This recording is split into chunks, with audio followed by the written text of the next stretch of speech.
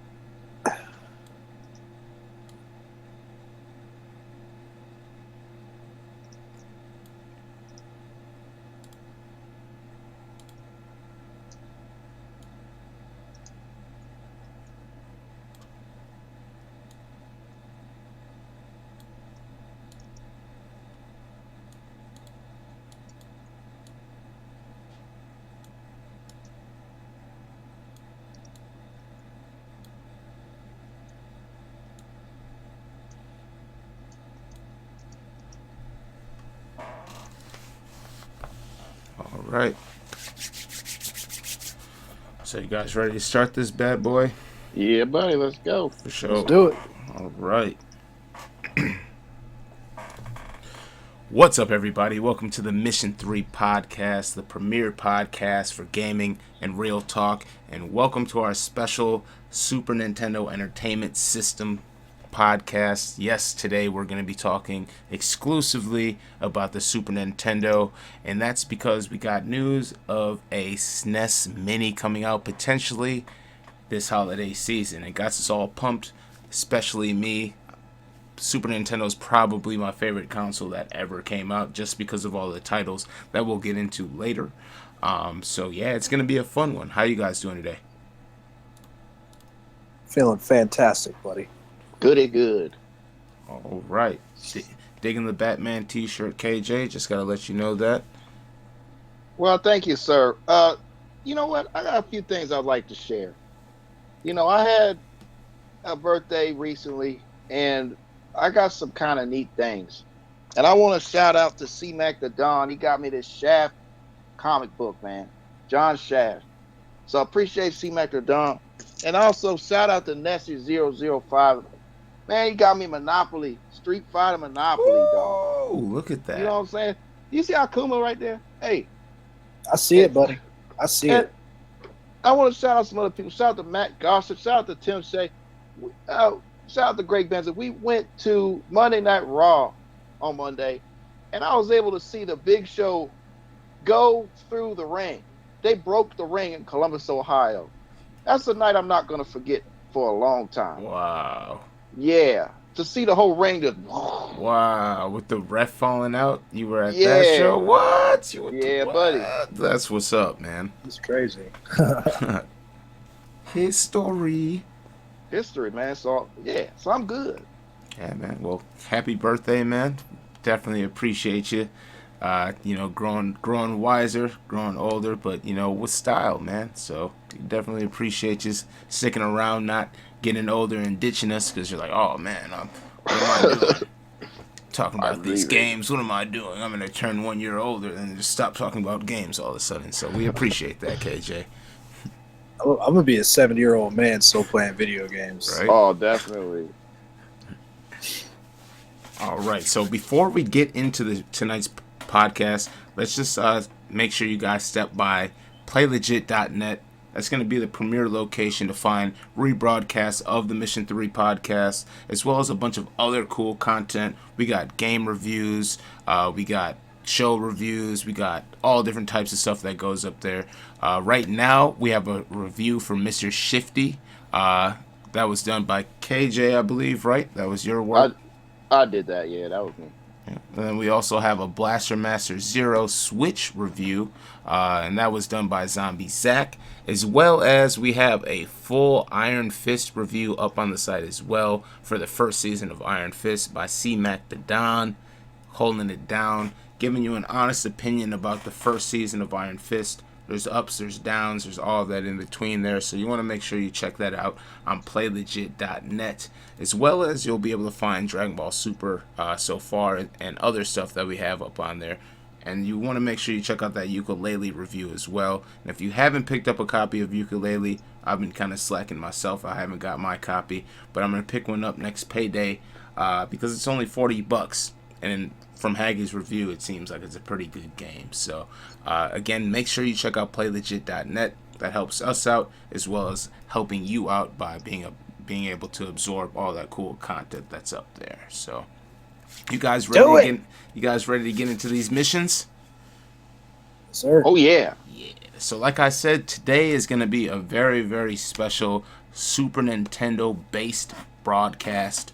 So we're going to be talking about our favorite games that popped up on the Super Nintendo, as well as the games that we'd like to see show up on the Super Nintendo or the SNES Mini that hopefully is going to release this holiday season.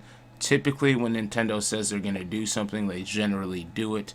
I don't see it being too hard for them to really. Well, I guess I can't say that because the Nintendo Classic was kind of not even kind of underproduced, really underproduced. So if you want the SNES Mini, you're probably gonna have to pre-order it to make sure you don't have to pay like $700 for one. But we're gonna go in today. We're gonna let you know about the games we want to see, and I'm actually gonna kick this bad boy off with my list. But before I do that, we did have an agent's request for this week as well. You guys, you wanted to talk about the Super Game Boy, so we'll be spending some time in between each mission to kind of touch base on the Super Game Boy as well. If you're not familiar with the Super Game Boy, that's the cartridge that you could use to put in your Super Nintendo to actually play your Game Boy games on a regular size TV. Even give it color sometimes if you're playing, like I would always play Pokemon and stuff on it. It'd give it, a little boost of color, 3 or 4 extra colors to add into the scheme there, so it didn't look so dull and black and white, or I guess gray and green on your TV screen. So we're gonna get more into that a little bit later, but I'm gonna kick this off with my list of 10 games that I hope and die. Well, I'm not going to die, but I'm dying for them to be on the SNES Mini. So, mission starts now. Alright, so my list that I came up with, it was really, really easy for me to come up with this list, honestly. It didn't take me long. Some of the titles on there I did kind of go back and add or edit after we kind of put our heads together and put our list together and make sure we didn't have any duplicates, but starting this off, the first title that I would love to see on the SNES Mini is going to be, and if you know me, you're probably going to be like, of course you picked this game, Chrono Trigger. And the reason why I picked Chrono Trigger is, for one, it's a game that everyone should play. It doesn't matter if you don't like RPGs. It doesn't matter if you don't like Akira Toriyama's artwork. It doesn't matter. The game itself is a great game. The length of the game is great. The entire story is awesome. And then even the graphics, the sprites for it being on the Super Nintendo, it just looked fantastic. The soundtrack is amazing. A lot of rappers actually sample music from, or not rappers, but producers that make music for rappers sample music from Chrono Trigger, as well as other Final Fantasy Squaresoft games. But Chrono Trigger is that title, literally probably top 5 game of my entire life, and I would love to see that on the SNES Mini. Next up, I have Secret of Mana. Now, Secret of Mana is another RPG title. It was really, really fun. It consists of 3 characters that you basically have for the entirety of the entire game, but they all level up. They all have different abilities. One is actually a sprite, a sprite or a fairy, whichever you would like to call it. But it's really cool. The reason why I enjoyed that game so much and why I liked it, I'd like to see it on the SNES Mini, is because not only was it an RPG where it didn't stop to have the battle sequence. You would actually walk around with all 3 of your characters. You would run into enemies. You'd see them. You'd be able to use combat to defeat them, all without having to switch to a different screen. But it was also multiplayer. It was one of the only multiplayer RPG games that I probably have ever played. So it was really cool because you can actually all walk around on your own. You can control your own character, but it's an RPG. And how often do you get to play an RPG with someone else where you don't have to just wait for the battle sequence to come up? So that I feel would be an awesome game to have on the SNES Mini, something that you could spend a few hours on, still be able to play with someone, but still have that full detailed story and everything with that game as well. Number 3 on my list, it's going to be Joe and Mac. Now, the SNES, it was the ultimate multiplayer console. Like I was just talking about Secret of Mana, where you can actually play, 2-player. If you had the multi-tap, you could actually play 3-player. But with Joe and Mac, it was a 2-player game where it didn't matter if you only had one person. You still could have the other player as the CPU with you, or if you had a brother, sister, friend, anybody coming over with you, you could literally play the entire game through 2-player. The music in it was really cool. The theme of it was really cool. It was kind of comedic. Basically, you're going back, you're prehistoric guys, you're on a mission, you got to defeat dinosaurs, things like that. And it's really fun. That's actually one of the titles that I almost forgot about because it's been years since I've actually played it. But just reminiscing about the times I used to play just with my brother, things like that. It was an awesome game. Definitely a title that I want to revisit. So if they can bring that back on the SNES Mini, I definitely will hop right on that. Keeping it moving at number 4, because time's going by. Number 4, I'm going with Turtles in Time. Now, Turtles in Time, I mean, it's the Ninja Turtle game that was on the SNES. I mean, there were some other ones. You could also play it in the arcade. But Turtles in Time, in my opinion, is the most classic Ninja Turtle game that there is. Now, granted, the Nintendo Entertainment System had the first 3 Ninja Turtle games. Turtles in Time brought it to that next level. The sprites were updated, so it looked a lot better. The stages were, a lot better stages. But the gameplay of it was just so much fun. Sometimes it gets repetitive, but I'll never get that phrase, my toe, my toe, my toe, out of my head because of Turtles in Time. So it's just one of those games that you want to always revisit. You could definitely beat it probably in one sitting if you're really going at it for a couple hours. But it's one of those titles where it's just, you got to have the Turtles. How are you going to leave the Turtles off the list? After that, coming in at number 5, I got Mega Man X. Mega Man X is when it got real.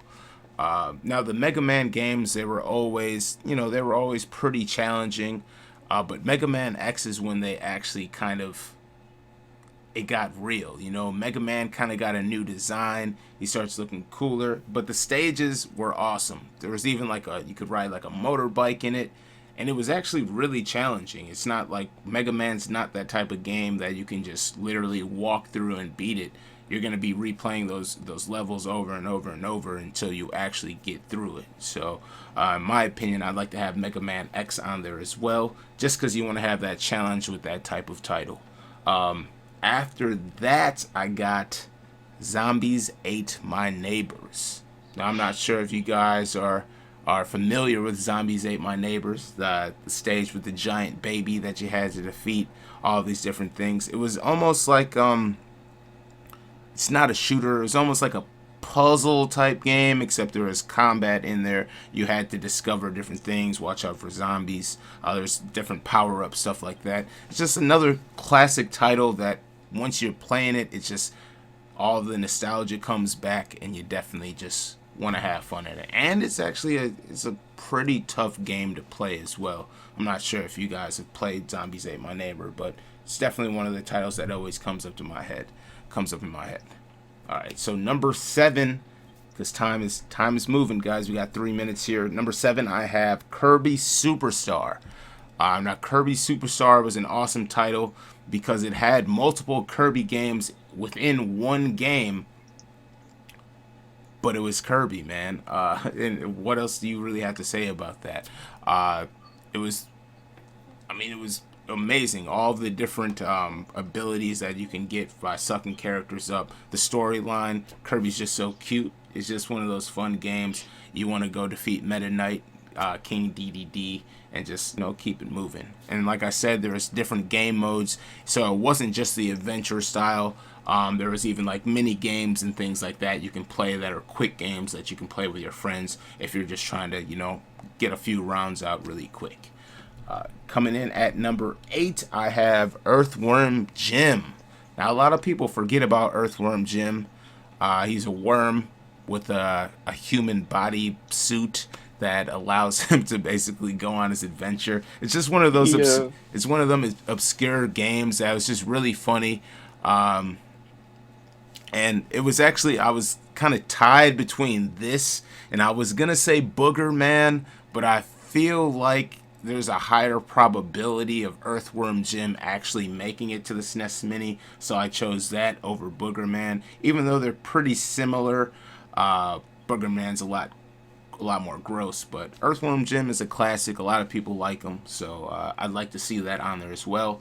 Coming in at number 9, I have Harvest Moon, because someone that's being like, I went to school for horticulture. I love growing plants, fruits, vegetables, whatever it may be, and I developed that love through video games. Not exactly through video games, because I planted my first pepper plant before I even probably played video games, but Harvest Moon was one of those titles where literally as a kid I would just be sitting back, spend the whole day just trying to trick out my farm, trying to make money, trying to get married and all this other stuff and have a baby and all that stuff. So it's like the first life simulator game before they got super popular. So gotta have Harvest Moon on there. And coming in at number 10, I got Sunset Riders, because who does not like being the Mexican guy with the shotgun and the freaking poncho, running around shooting the guys that are popping out of the saloon and all that stuff.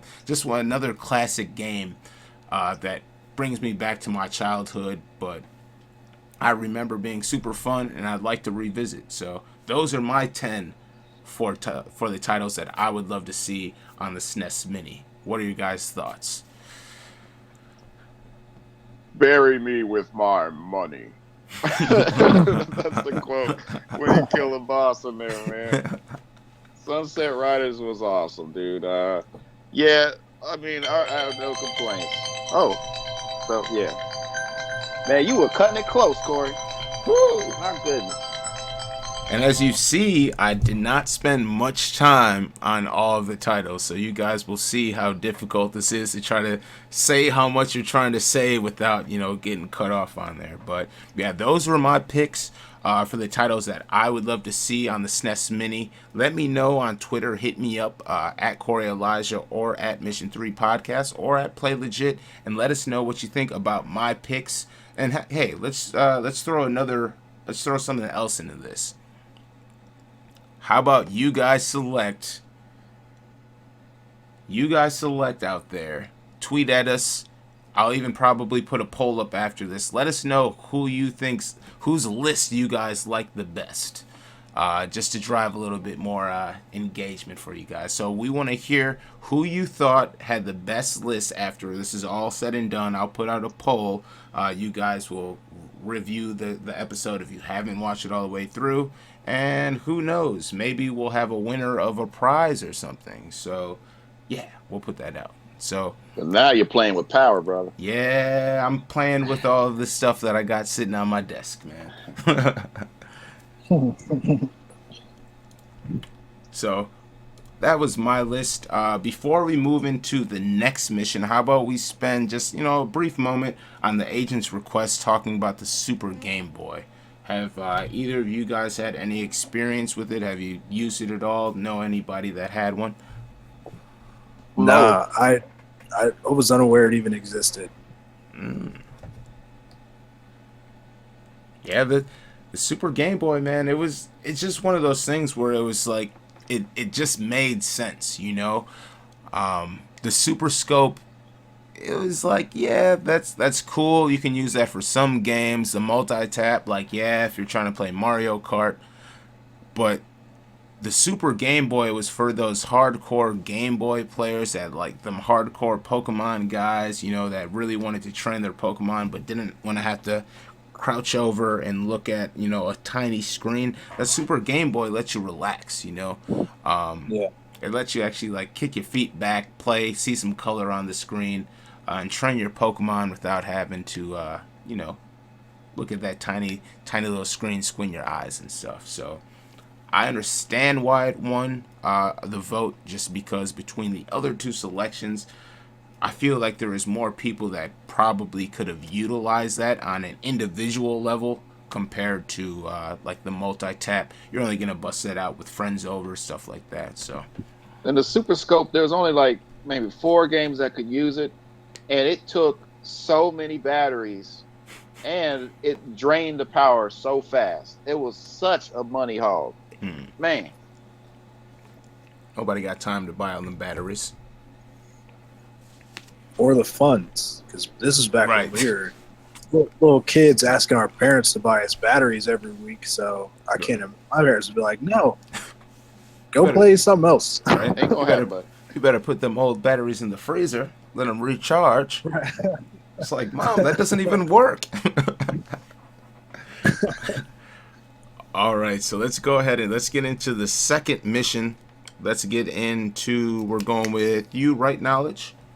Yes, sir. All right, let's hear that list. Mission starts now. All right. I'm gonna apologize up front because I might be dropping a few frames here and there. My internet situation is acting weird right now, but in no specific order because I think all of these games are must-haves on the SNES Mini. But first, I'm going with Donkey Kong Country, which I mean that's a must-have on any Super Nintendo system. This game paved the way for games like Crash Bandicoot on the PlayStation. KJ still has his copyright there. It's just a classic game. It's a side-scroller platformer.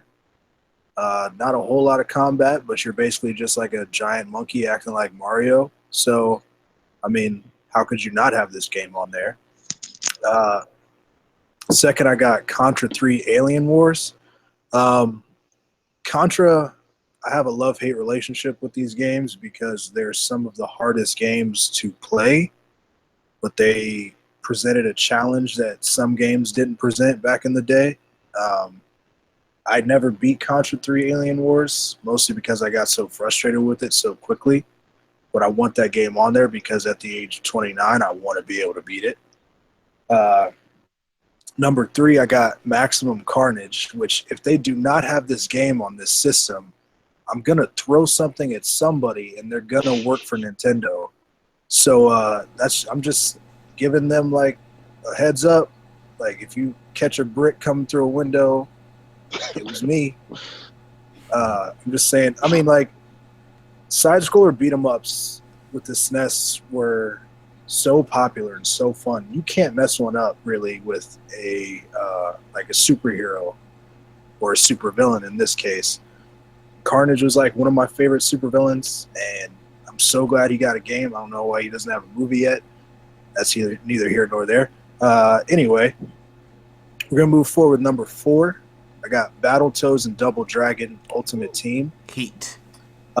This game was not. I'm not going to say it wasn't well known, but it was a more rare game for the SNES. It was a tag team between Battletoads and Double Dragon, obviously. So as a side scroller beat 'em up, it was dope. Never before have the Lee brothers been paired up with a better team than the Battletoads. We need more of that. It was super fun. I never owned it. I'd always go to my brother's friend's house and play it because we never had a SNES, and I always had to just go over there and play it whenever I wanted to. But that has to be on there. It's one from my childhood. It brings back all the feels, all the nostalgia. For 5, I got Rock and Roll Racing. Super fun idea. The game was good itself. You mix rock and roll with a little bit of racing here and there. It was just it was a fun game to play with friends. It was, I make it akin to like a Mario Kart where you had to use a multi-tap so you could play with friends. It was so fun to do that. I mean, it's not the same idea. They had more, I don't want to say vibrant characters because Mario Kart has vibrant characters, but the characters were out there. They're based on rock stars. So putting rock stars in a car with loud music, it's dope. Just, it has to be on there, please. Um, Next one, this is one that me and KJ went to battle at quite a bit. I don't know what our record is, but we will continue this battle probably till the day we die. NBA Jam Tournament Edition. Uh, this was like the end all be all for the SNES because they had a regular NBA Jam, but the Tournament Edition had a few like tweaks here and there. You could add more cheat codes for like big heads and stuff like that. I think this is like really when the Game Shark started to take off, so you could have all the cheat codes on there at the same time. But KJ, we will be going back at this sooner rather than later, and you don't want these problems. That's all. But are you playing with fire right now? I'm telling you. Well, here's another one. Here's another one we went to battle with.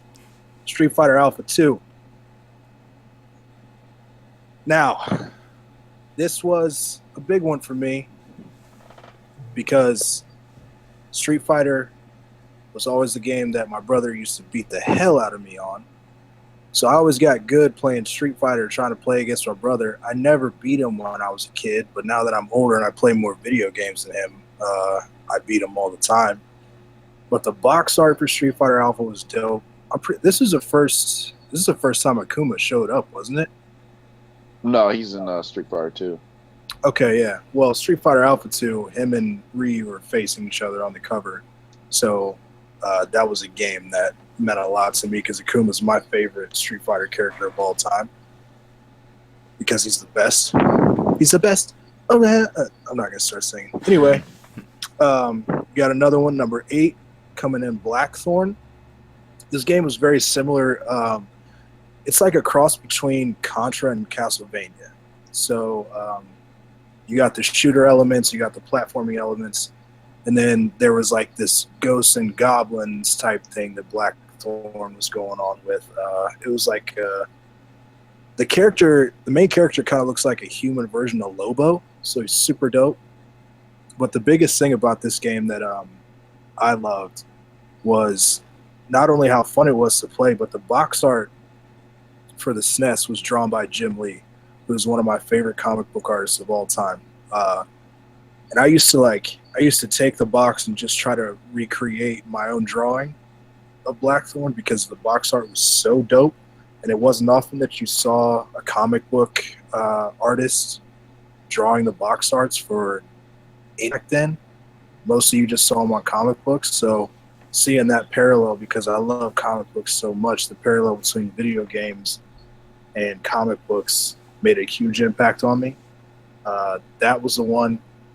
I remember that game, like the box art, but I could not remember the name of it. So my list was made very easily, but I had to go back and figure out what the name of that game was because mostly I just paid attention to the characters on the box art and when I played it, obviously. Number 9, I got King Griffey MLB. Woo. This is a game I spent a lot of time on because King Griffey was my. This was a time like my dad was bringing me up to play baseball, so King Griffey was my all-time hero. Swingman all day. I owned this game even though I didn't have a Super Nintendo. I bought the game just so I could go over to my buddy's house and play it, and I would let him borrow it. But if he didn't give it back to me soon enough, I'd go over and take it back from him, even though I couldn't play it myself. So much time spent on this game. This is a peak of like non-steroids baseball. The cover like solidified it for me. So I spent so much time playing this game. All the time I had to beat King Griffey. I don't care who was playing against me or how high rated he was. I had King Griffey in the Seattle Mariners. And if anybody wants these problems, please hit me up because I will give them to you. I still play this game whenever I can. Come get these problems. And last but not least, again, this list is not in any specific order, but Captain America and the Avengers. This was another side scroll beat 'em up, but you had a choice of which character you want to play as. They had Captain America, Iron Man, I think Vision, and I want to say Hawkeye. I could be wrong on the 4. I'm missing somebody. But it had a great cast. It was another side scroll beat 'em up. Like I said, it was fun to play. This is the first time that I can remember being able to play as any characters from the Avengers in a video game. And this game was a big deal for me back then as well. But yeah, that's my list of 10. I'm sticking to my word. They do not have maximum carnage on this game. Bricks through windows, Nintendo. Bricks through windows. What do you guys think? Now I like that list.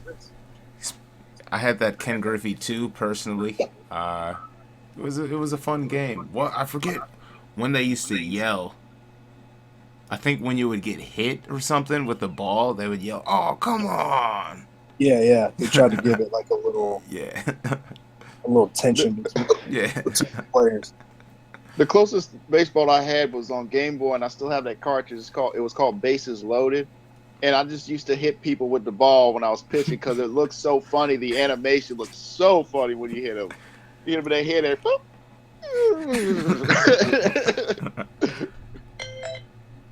Oh, that's perfect timing. Yeah.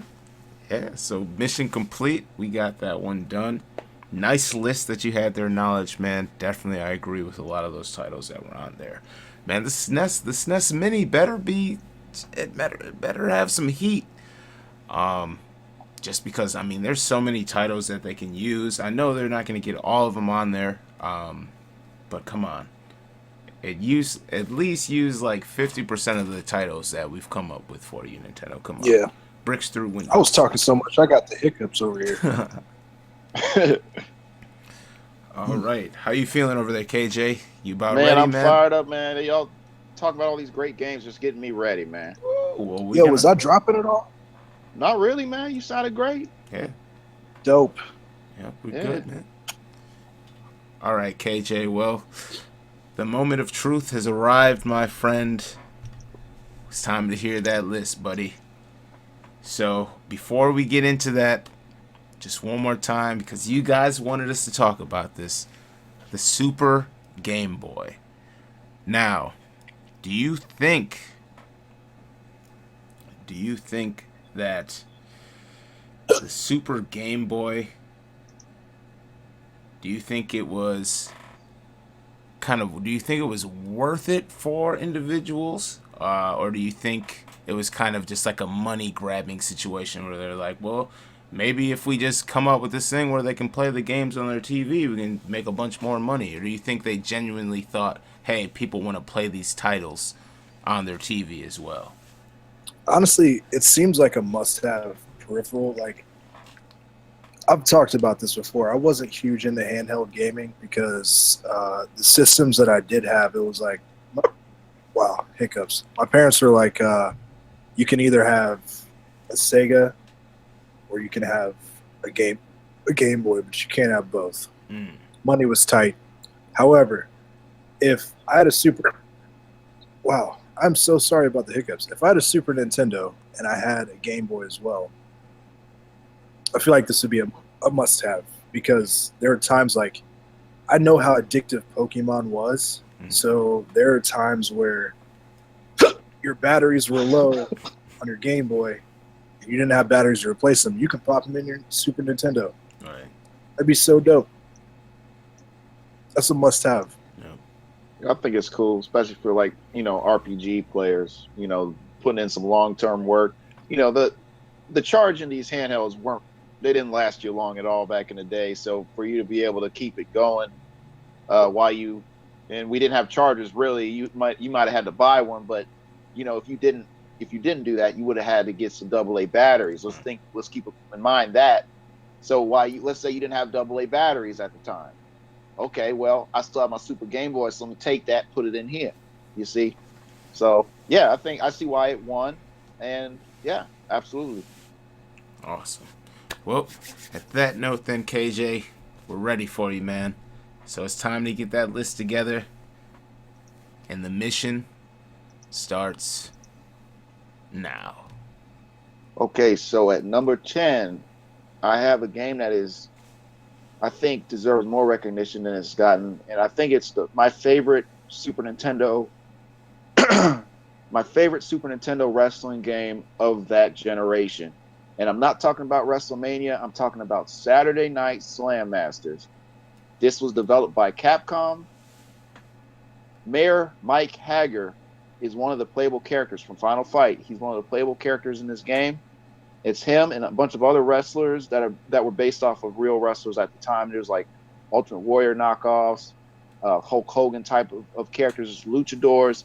But the fighting was so good, it was like a fighting round game instead of just a wrestling game. Like they had grapples and stuff, but just because of like the combos you could do and just the way that it just played overall, and how you would have to do some quarter circle moves also to like if you were playing Street Fighter, you had to perform moves like that to do some of the more high end moves. And the fact that it had that depth, and then I voted for the multi tap because this game is perfect for the multi tap. You have 4 people playing, you can do two on two, and the game runs at a very smooth speed, and that's impressive for a system of that era to handle all of that. And the sprites all look very good. This is not a bad looking game at all. It looks very good, very smooth. So Saturday Night Slam Masters, if you can get your hands on that somehow, I highly recommend it. Easily my favorite wrestling game of that gen. Number 9, I have Star Fox. Again, another game that pushed the system almost to its limit. Star Fox, it doesn't move as fast as like 64 and up, but it gave you a sampling of what it was to come in Star Fox 64, which is one of my favorite games of all time. Do a barrel roll. But Star Fox is really good. You'll look at it back in the day, and I was just like, how is this even happening on the Super Nintendo? Because it was like 3D and all this.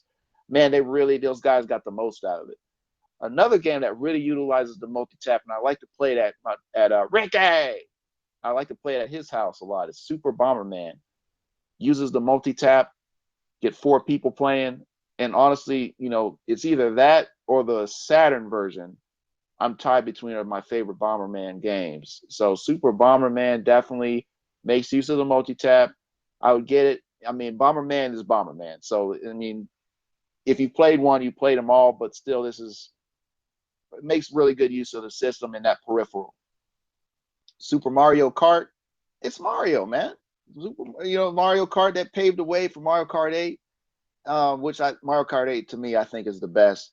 But if I also wanted to list games that I think have a good chance of making it to this console, and I think Super Mario Kart, I mean, that's pretty much a lock if that system is a thing.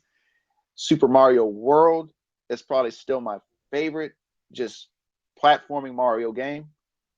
It's either that or Galaxy 2. I'm torn between those. That's my personal favorite. Super Mario World, I like that it had the steel drums, the flight. He had the yellow cape. Well, we were introduced to Yoshi, and we introduced to football players, and you could jump on them and stuff. So Super Mario World, you can't go wrong with that. Another game I'd like to talk to you about, and they actually just re-released it on PS4, oddly enough, is Wild Guns, and it's a 2-player Western game. It reminds me of Sin and Punishment. If you played that, you have the 2 people on screen moving left to right. They also control the reticle, and you can shoot all the enemies that are coming at you on screen. You shoot them. It's like an on-rail shooter game. Again, another game that I was playing it, and I was like, I can't believe this is done on Super Nintendo. My next one is Super Castlevania 4. It just retooled and just made the experience even better than Dracula X, in my opinion. I think Super Castlevania 4 might even still be my favorite. It's either that or Symphony of the Night. So Super Castlevania 4 is definitely what you need. Super Mario RPG. This is a game that people have wanted a sequel to for as long as I can, thank you. You see what I'm saying? So, and Mario and Luigi, that's a decent series, but it's not Super Mario RPG. And with this generation, Square is starting to get more comfortable with Nintendo. They're starting to build that relationship back that they had about around this time. So I think more than ever would this be the perfect time to bring back Super Mario RPG. My number 2 is Super Metroid. There's a whole lot of supers in this. You talk about a game that just had a gritty look, a gritty feel. You really got into it. It paved the way for a lot of games that we play nowadays. The Metroidvania style, Shadow Complex, Axiom Verge, they all borrowed off of this game. I love this title. The sprites still hold up. Everything was just beautifully well crafted, well hand drawn. You can't go wrong with Super Metroid. Tough challenge, and it's legit. My number 1 choice, because you get a whole lot of games in it, Super Mario All-Stars. You get Mario 1, 2, 3, with the fresher visuals, and lost levels. So you get all that bundled into one game. If you want to get it unopened right now, it retails for $345. So gets you a downloadable version or gets you a port, because that's pretty high. And that's my list, and that's the games I want to see on the Super Nintendo Mini. If it's happening, 90% sure that this thing is happening. So That's what's up. One thing I'm going to add to that real quick is, where is Gino at? What happened to Gino? You see this guy on screen right here? What happened to freaking Gino? They put him in Super Mario RPG. That was the last we heard about him. What happened, Nintendo? You guys dropped the ball. People love this guy. People love him. I don't know. And see, that's the thing, man. Like I said, I think this is the perfect time to bring that franchise back, because Square is so happy with how the Switch is selling, and they're coming back into each other's arms. So let's make this happen. Let's see that sequel. Let's see Super Mario RPG on the SNES Mini. Get everybody's feet wet again with Super Mario RPG for those who may have forgot.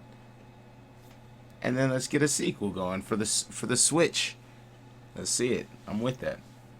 Yeah, buddy. One game I'd like to give a shout out for honorable mention is Separation Anxiety, Spider-Man and Venom. That game is super dope. I'll admit I never beat that game. I didn't either. I didn't beat it either, so but it was fun. That's something we can accomplish. We'll work together to beat this game, okay?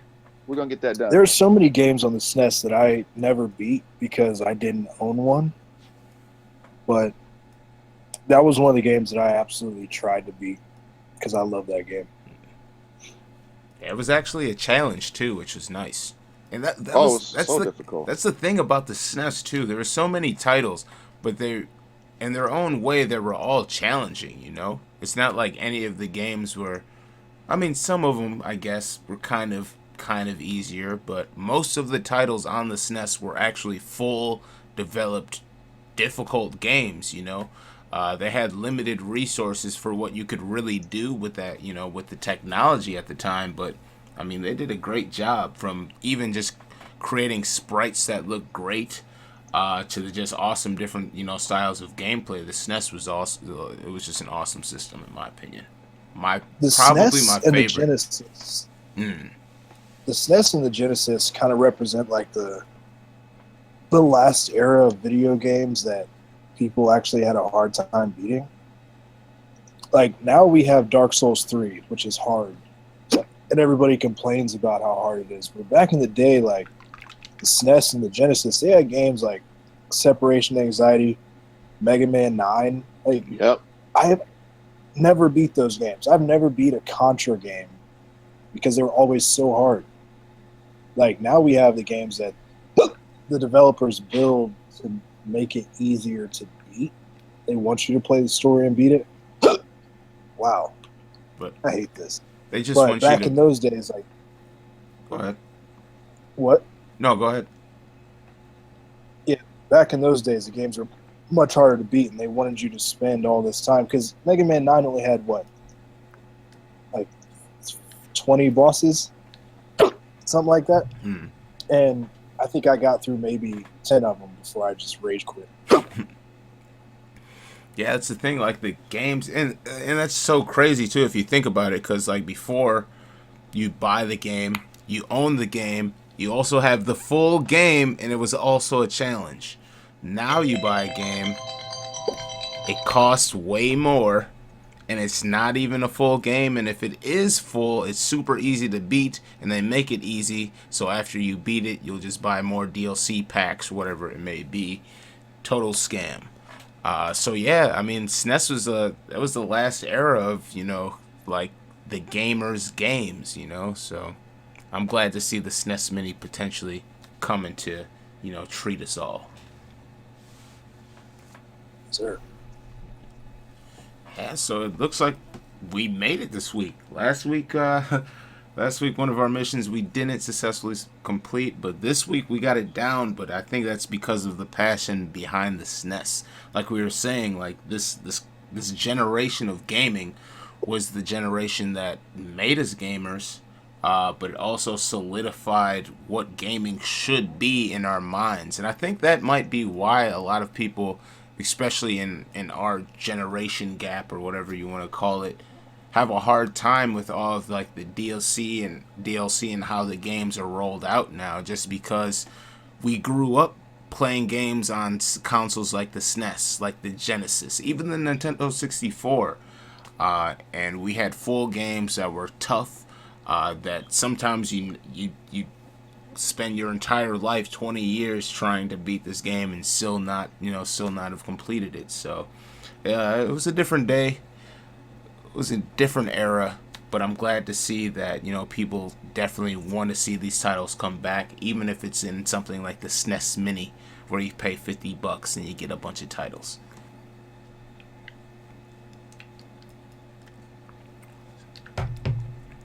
I'm not going to speak too much because I got the hiccups, but I agree with everything you just said. Yeah, what I mean, it's Church Priest Tabernacle. You got it, buddy. What can I say?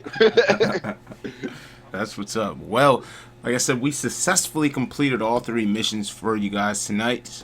Mission was complete. This was actually pretty fun, though, doing a nice little themed episode of the show. We might have to try this again. Maybe we'll do like a Genesis episode. Maybe we'll do like a Sega Saturn episode or something like that one day down the road. Nothing's off limits really here, so yeah, man, stay tuned for it. But I do want to thank everybody out there for tuning in to the Mission 3 podcast. This was super fun. We want to hear your feedback. Let us know, like we were saying earlier, let us know, play this back, listen to our lists again. I'm going to put out a poll. I'll put the poll out tomorrow in the morning, so make sure you go to @Mission3Podcast on Twitter to check the poll out. Let us know whose list was your favorite. Depending on who wins, we'll see what the winner may get. But I will promise, as long as there's enough feedback, if there's only a few people that vote in the poll, we may have to try it again some other time. But if we get enough people to vote, hey, the winner will win something nice. So make sure you follow us on Twitter @Mission3Podcast. Vote in the poll that I'll put up tomorrow. Yeah, chicken. Hey, maybe you'll even win a lifetime supply of chicken cracklings, because that's how we get down at the Mission 3 Vote podcast. for knowledge. Vote for knowledge. So, again, I do want to thank everybody for tuning in. Make sure you follow us on Twitter, like I said, @Mission 3 Podcast, as well as @PlayLegit. And then you can also follow me personally if you would like to, @Corey Elijah. And you can follow Knowledge what is your handle again? It is Nowhere. I remember, but you got it down better than I do. Nowhere 11. KNOWERE. That's right. So holler at us. Like I said, look for that poll. Let us know who you think won, or whose list, not necessarily won, but whose list you like the most, and we'll keep this thing interesting. My list won. Other than that, though, make sure you check out playlegit.net. Like we were saying, that's the premier location for gaming and real talk. You get restreams of the Mission 3 podcast, Dragon Ball Super so far. You get original articles that are truthful. We don't pull punches. We keep it real for you guys. No one's putting money in our pockets to tell you what we think about these games at all. It's honest. It's real. It's legit. It's Play Legit. So stop by playlegit.net. Check out all that cool content up there. Make sure you like our Facebook page as well, because sometimes we have cool live unboxings and things that go on the Facebook page as well. But other than that, guys, like I said, we definitely appreciate you stopping by. We'll be back next week with another live broadcast for you guys. Oh, and if you're watching this on YouTube, make sure you subscribe to the YouTube channel too. That's how you're going to get the updates when we're live. You know, if you're not going to see it on the social media, at least hit the subscribe button on YouTube so you'll get the little pop-up in your little inbox or whatever whenever we go live. So you can catch us live and communicate with us in the chat, because we are looking at the chat too. So other than that, guys, that's all we got. We'll be back next week. Until then, unless you guys have something else you'd like to add, I'm all set. My list is the best, and everybody knows it. We'll see. They know who to vote for. Yeah, they do. The guy who picked Joe and Mac, and that'll be that guy right here. So, thanks again, everybody. Until next time, we're out of here. Peace.